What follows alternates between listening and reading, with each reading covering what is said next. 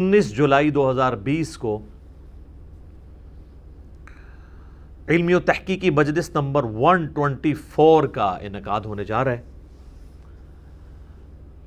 اور آج کی ہماری یہ جو مجلس ہے یہ اس کی اسٹوڈیو ریکارڈنگ ایک اسپیشل اسٹوڈیو ریکارڈنگ ہے عید قرباں کے حوالے سے، کیونکہ یہ ذی قعدہ کا آخری عشرہ چل رہا ہے، ذو الحجہ 1441 ہجری شروع ہونے والا ہے، اور اس کے ساتھ مسلمانوں کی ایک بہت بڑی عبادت جڑی ہوئی ہے، عید قربان کی قربانی، سنت ابراہیمی علیہ السلام۔ تو اسی کانٹیکسٹ میں آج ہم نے ایک اسپیشل مجلس کا انعقاد کیا ہے، اور اس سلسلے میں ہم نے پوری دنیا سے سوالات کلیکٹ کیے تھے۔ آلموسٹ یہ 50 کے قریب سوالات ہیں، قربانی کا ہر طرح کا قدیم اور جدید مسئلہ اس کے اندر انشاءاللہ تعالی کور ہو جائے گا۔ اس مجلس کو دیکھنے کے بعد کوئی ایک بھی ایسی بڑی کیوری نہیں ہوگی قربانی سے ریلیٹڈ انشاءاللہ تعالی جو کسی کی رہ جائے۔ تو اللہ کا نام لے کر 1 to 1 کوسچن آنسر سیشن کا آغاز کرتے ہیں۔ آج انشاءاللہ تعالی ہمارے ندیم ریاض بھائی مجھ سے 1 to 1 سوال کریں گے۔ جی ندیم بھائی۔ بسم اللہ الرحمن الرحیم، اللہم صلی علی محمد وعلی آل محمد۔ علی بھائی، آج کا پہلا سوال ہے، دین اسلام میں عید کی قربانی کے پیچھے کیا حکمت پوشیدہ ہے، اور اسے سنت ابراہیمی علیہ السلام کیوں کہا جاتا ہے؟ دیکھیں جی، یہ جو عید قربان کی قربانی ہے یہ حضرت ابراہیم علیہ السلام کی یادوں میں سے ایک یاد ہے جو اللہ تعالیٰ نے قیامت تک کے لیے انسانیت میں باقی رکھی ہے۔ قرآن حکیم میں اس کی تفصیلات موجود ہیں، ان کو ڈسکس کرنے سے پہلے ایک میں کرامت عرض کر دوں۔ ہماری آج کی یہ مجلس جو ہے نا یہ 124 نمبر مجلس ہے، اور یہ اچانک ہی ڈیسائیڈ کیا کہ اب چونکہ قربانی کا مہینہ شروع ہونے والا ہے، ذی قعدہ کا آخری عشرہ چل رہا ہے، اور اس کے فوراً بعد ذو الحجہ 1441 ہجری شروع ہو جائے گا۔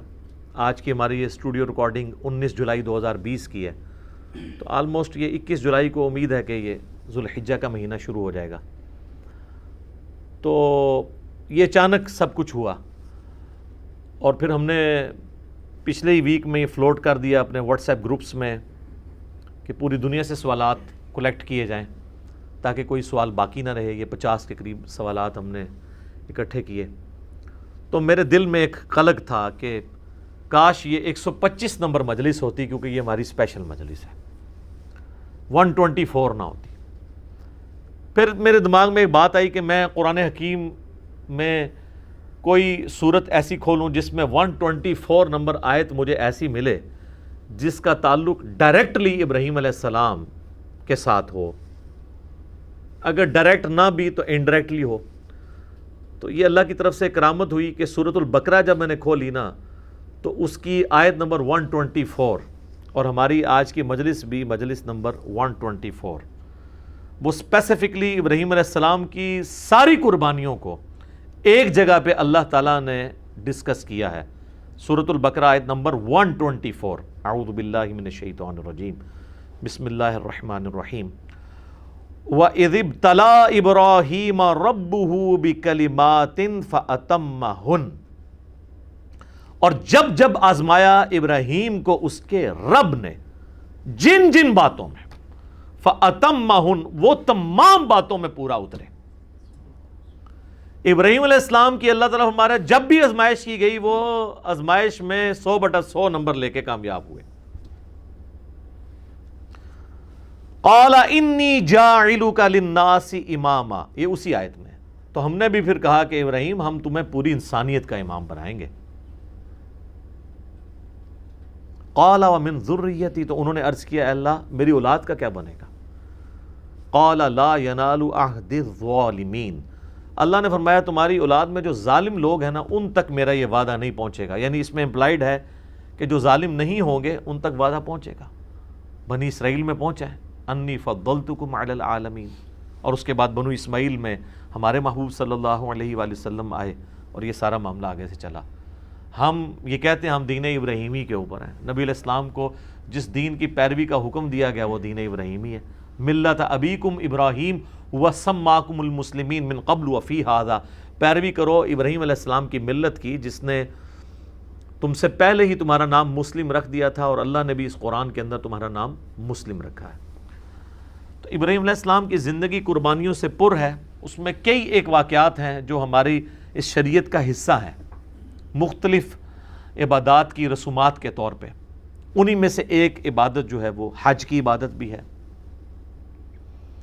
اور اس میں اللہ تعالیٰ نے قربانی کی سنت کو قیامت تک کے لیے باقی رکھا۔ اسپیسیفکلی تو یہ حج والوں سے ریلیٹڈ ہے۔ اب جو لوگ حج کے لیے نہیں جا سکتے، صاحب استطاعت نہیں، تو ان کے لیے پوری دنیا میں سنت ابراہیمی کو جاری کر دیا گیا عید قربان کی قربانی کی صورت میں۔ تو اس کے پیچھے جو اللہ تعالیٰ نے ایک ظاہری سبب بنایا حضرت ابراہیم علیہ السلام کی قربانی کا، اس کا ذکر سورہ الصافات کی آیت نمبر 100 سے آنورڈ موجود ہے۔ پارہ نمبر 23 کے اندر ابراہیم علیہ السلام کے اس واقعے کا ذکر ہے جس کی وجہ سے یہ سنت باقی رکھی گئی، اس میں اس کا ذکر بھی آ جائے گا۔ ابراہیم علیہ السلام کے بارے میں اللہ تعالیٰ فرماتا ہے کہ جب وہ اپنی قوم کو چھوڑ کے اتنی قربانیوں کے ساتھ نکلے، ہجرت انہوں نے اختیار کی، تو انہوں نے اللہ کے حضور دعا کی، ربی حب لی من الصالحین، اے میرے رب مجھے صالحین میں سے اولاد عطا فرما۔ 87 ایئرز ایج ہو چکی ہے ابراہیم علیہ السلام کی، بے اولاد ہیں، 87 سال عمر، بیوی بھی بڑھیا ہو چکی ہے، 80 پلس ہے۔ اب وہ اللہ سے دعا کر رہے ہیں اللہ مجھے اولاد دے۔ 87 سال کی عمر میں ان کو اولاد ملتی ہے، اور وہ بچہ جب 12 سال کا ہوتا ہے، چلنے پھرنے کے قابل ہوتا ہے ان کے ساتھ۔ ابراہیم علیہ السلام کے بڑھاپے کا سہارا، 99 ایئرز ان کی ایج ہو چکی ہے، اس وقت اللہ تعالیٰ کی طرف سے ایک حکم آ جاتا ہے انتہائی آزمائش والا۔ تو اللہ تعالیٰ ہمارا فبشرناہ بغلام حلیم، ہم نے انہیں ایک حلم والے بچے کی بشارت دی، بڑا صابر بچہ تھا۔ فلما بلغ معہ السعی، جب وہ ان کے ساتھ چلنے پھرنے کے قابل ہوا، یعنی 12 سال کی اس کی عمر ہوئی۔ اب یہ بچہ کون سا ہے اس میں اختلاف ہے،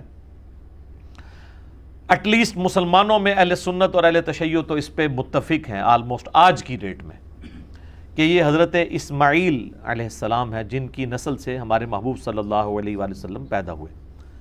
لیکن اہل سنت میں ہی ایسے ائمہ ہیں جو یہ مانتے ہیں کہ اس سے مراد حضرت اسحاق ہیں، اور یہودیوں کا بھی یہی موقف ہے۔ بلکہ المستدرک الحاکم میں آپ کو کئی ایک روایتیں بھی ایسی ملیں گی، اگرچہ ان کی سند صحیح نہیں ہے لیکن اہل سنت کی کتابوں میں تو موجود ہے۔ اور اس سے بھی بڑھ کر امام طبری، ابن جریر طبری، جو اہل سنت کے پہلے مفسر ہیں، پہلے 300 سال کے مسلمانوں میں آتے ہیں، انہوں نے جو تفسیر ابن جریر جسے طبری کی تفسیر کہا جاتا ہے، اس میں انہی آیات کے کانٹیکسٹ میں وہ تو وثوق کے ساتھ کہتے ہیں کہ ذبیح اللہ جو ہیں حضرت اسحاق ہیں۔ اس حوالے سے سب سے جو انٹلیکچول بحث ہے وہ آپ کو تفہیم القرآن میں ملے گی۔ مولانا مودودی نے قرآن حکیم کی آیات سے ڈائریکٹلی تو ظاہر ثابت نہیں ہوتا، انڈائریکٹلی قرائن کے ذریعے ثابت کیا ہے کہ موسٹ پروبیبل ذبیح اللہ جو ہیں حضرت اسماعیل علیہ السلام ہیں۔ اس کے باوجود ہمارے اسلاف میں بعض لوگ حضرت اسحاق کو ذبیح اللہ مانتے ہیں، جس طرح کہ یہودیوں میں، اس سے کوئی فرق نہیں پڑتا، کیونکہ اس میں اصل میں بتایا جا رہا ہے کہ یہ ابراہیم کی قربانی ہے، چاہے ان کا وہ بیٹا اسحاق تھا، اسماعیل تھا، اس سے کوئی فرق نہیں پڑتا، اصل ابراہیم کے لیے امتحان تھا، اسی پہ ایمفسائز کیا گیا۔ تو اللہ تعالیٰ ہمارا جب چلنے پھرنے کے قابل ہوا، قال یا بنیا، تو ابراہیم علیہ السلام نے کہا اے میرے بچے، انی ارا فی المنام، میں نے خواب میں دیکھا ہے۔ یاد رکھیے گا نبیوں کا خواب وحی الہی ہوتا ہے، بخاری مسلم دونوں میں حدیث ہے کہ نبوت کا 46واں حصہ ہے خواب، انبیاء کے خواب میں شیطانوں کو دخل نہیں ہے۔ انی اذبحک فانظر ماذا تری، میں یہ دیکھ رہا ہوں کہ میں تمہیں خواب میں نے دیکھا کہ میں تمہیں ذبح کر رہا ہوں، تو بتاؤ تمہاری کیا رائے ہے۔ اب ظاہر ہے وہ بھی نبی کا بچہ تھا، اسے پتا تھا کہ جب نبی کو خواب دکھایا گیا تو اللہ تعالیٰ پریکٹیکلی یہ قربانی چاہ رہا ہے۔ ظاہر ہے کہ اب وہ اس ماں کی اولاد ہے کہ جس کو بیابان میں سورہ ابراہیم میں آتا ہے کہ حضرت ابراہیم علیہ السلام ایک بالکل بیابان جگہ میں مکے کے اندر چھوڑ کے چلے گئے اللہ تعالیٰ کی توکل کے اوپر۔